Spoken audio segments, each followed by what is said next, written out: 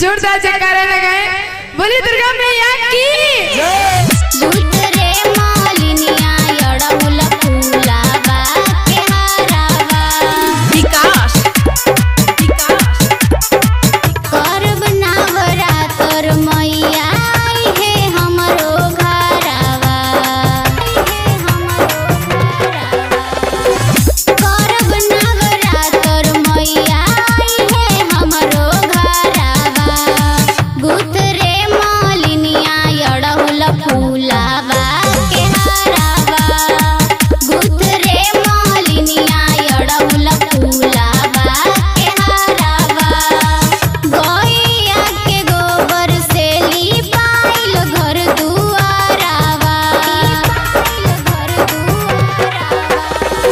गैया के गोबर से लिपाइल घर दुआरावा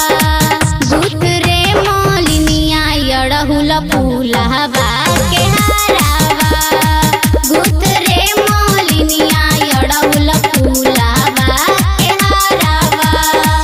गुथ रे मालिनिया अड़हुल फूलावा के हारावा DJ Vikas music by Kunal Chhaila. पापा से मंगा दे मम्मी माटी के कलशवा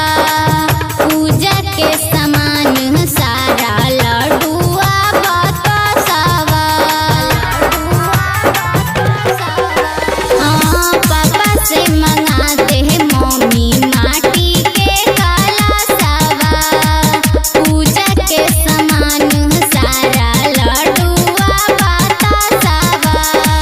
फलवा में केला किशमिश सेब संतरावा फलवा में केला किशमिश सेब संतरावा गुथ रे मालिनिया अड़हुल फूलावा के हारावा गुथ रे मालिनिया अड़हुल फूलावा के हारावा गुथ रे मालिनिया अड़हुल फूलावा के हारावा DJ Vikas music by Kunal Chhaila. Katarganj में मेला माई लागेला भारी जहाँ पूर्वांचल दुर्गा माई रहतारी काटरगंज में मेला माई लागेला भारी जहाँ पूर्वांचल दुर्गा माई रहतारी